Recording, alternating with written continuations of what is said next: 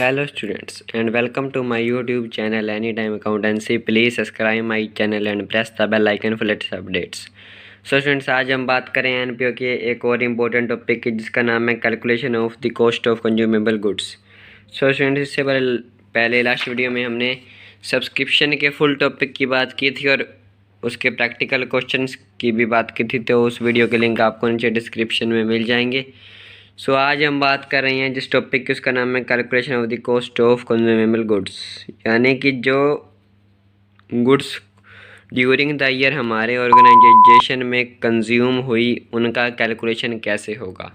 So there are some items of which the opening and closing stock is given in question. कई बार question में कुछ items होती हैं उनका ओपनिंग या क्लोजिंग स्टॉक गिवन होता है, and also the payment made for such item is given, और उनके लिए जो पेमेंट दी गई है उस आइटम के लिए वो भी रिसिप्ट एंड पेमेंट अकाउंट में दी हुई होती है। Such items are known as consumable goods, तो उन आइटम्स को कंज्यूमेबल गुड्स कहा जाता है।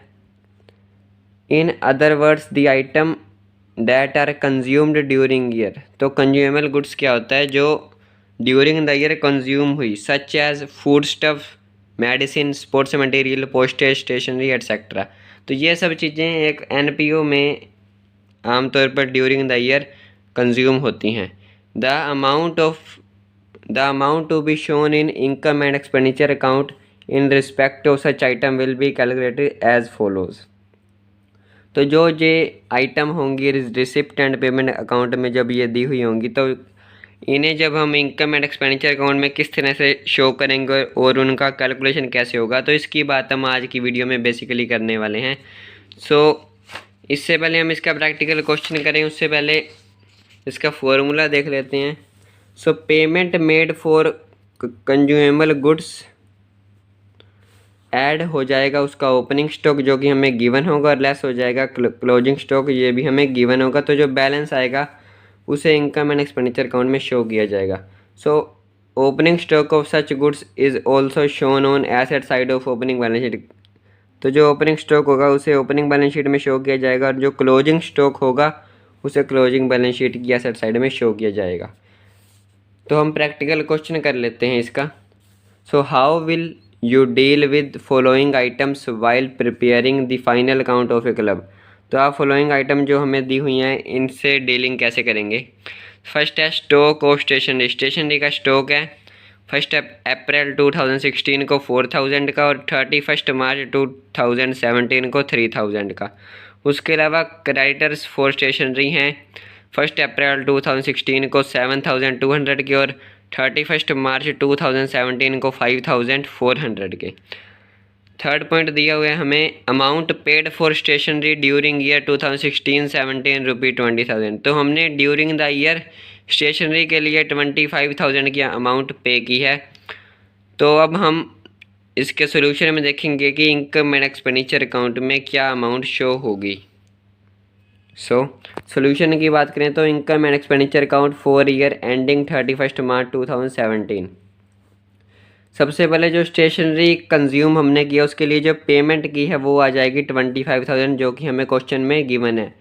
तो उसमें से जो क्रेडिटर्स हैं हमारे स्टार्टिंग में यानी कि 1 अप्रैल 2016 को जो हमारे क्रेडिटर्स हैं वो लेस हो जाएंगे जो कि हैं 7,200 के, क्योंकि वो क्रेडिटर्स लास्ट ईयर के थे लेकिन उन्हें पेमेंट हमने करंट ईयर में किया तो इसलिए वो लेस हो जाएंगे 7,200, तो ये आ जाएगा 17,800। उसके बाद जो क्रेडिटर्स एट द एंड हैं इन्हें हमने अभी तक पेमेंट नहीं की है, इन्हें हमने पेमेंट करनी है, लेकिन ये क्रेडिटर्स तो इसी ईयर के ही हैं, इसीलिए जो 31 मार्च 2017 को 5,400 के क्रेडिटर्स हैं वो ऐड हो जाएंगे, और परचेज ड्यूरिंग 2016-17 आ जाएगा 23,200, यानी कि हमने पेमेंट तो की थी 25,000 की ड्यूरिंग द ईयर, लेकिन जब हमने क्रेडिटर्स को एडजस्ट किया तो हमने परचेज़ की है ड्यूरिंग द ईयर 23,200 की। तो ये हमें पता चला इनकम एंड एक्सपेंडिचर अकाउंट में। उसके अलावा जो हमने अभी फॉर्मूला किया था उसमें ओपनिंग स्टॉक और क्लोजिंग स्टॉक की भी एडजस्टमेंट थी, तो उसी तरह से हमारे पास स्टॉक जो है उसका ओपनिंग है 4000 और क्लोजिंग है 3000। तो उसी तरह से आगे देखा जाए तो ओपनिंग स्टॉक ऐड होता है, तो ओपनिंग स्टॉक ऐड हो जाएगा 4000, तो ये आ जाएगा 27200, और स्टॉक एट एंड लेस हो जाएगा यानी कि क्लोजिंग स्टॉक 3000 का, तो ये आ जाएगा 24200। तो इनकम एंड एक्सपेंडिचर अकाउंट में सबसे पहले स्टेशनरी की पेमेंट जो हमने की 25000 की, उसमें से जो लास्ट ईयर के क्रेडिटर्स थे वो हमने लेस किए और फिर जो एंडिंग में हमारे थे उन्हें ऐड कर दिया, उससे परचेज आ गई ड्यूरिंग ईयर 2016-17, और उसके बाद ओपनिंग स्टॉक ऐड कर दिया और क्लोजिंग स्टॉक लेस कर दिया, तो ये आएगी payment total 24200।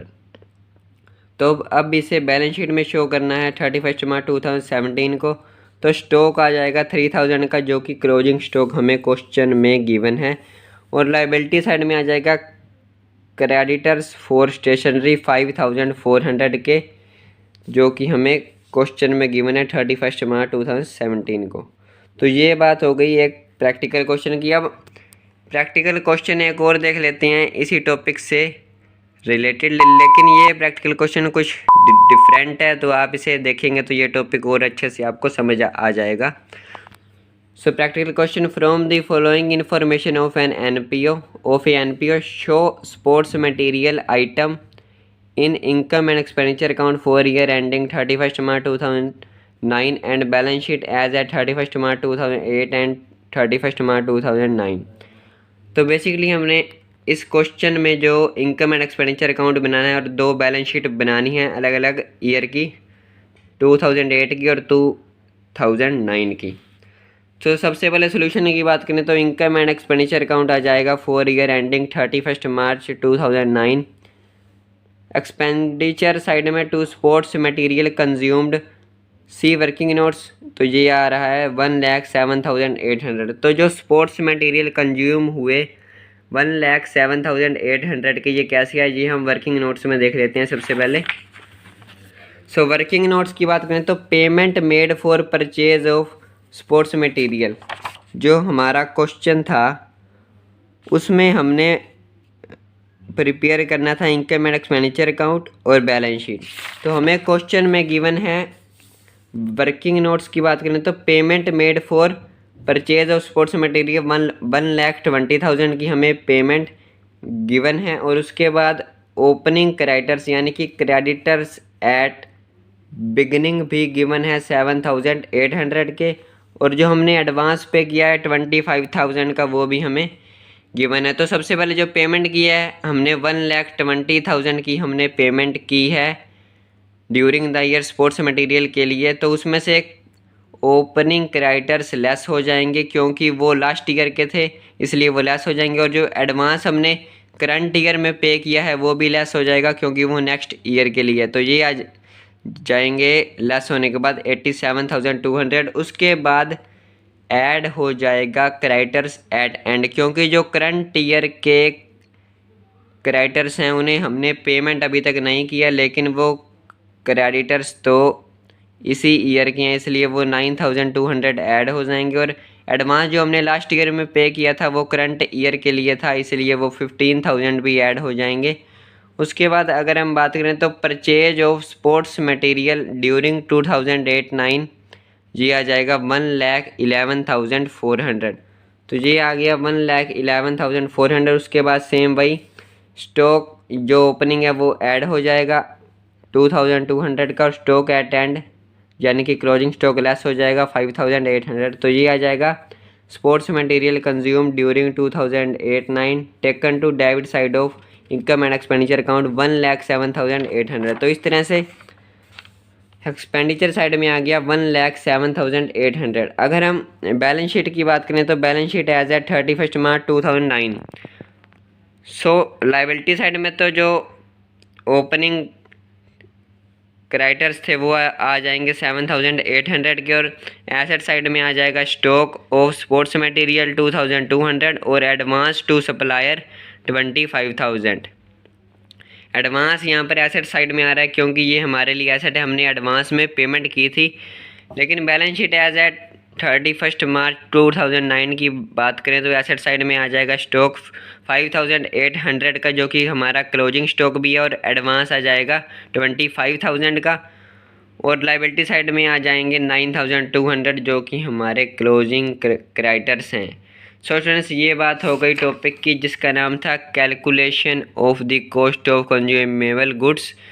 So next video में हम इसी चैप्टर के फुल फ्लैश प्रैक्टिकल क्वेश्चन की बात करेंगे। लास्ट वीडियो के लिंक आपको नीचे डिस्क्रिप्शन में मिल जाएंगे। So thank you.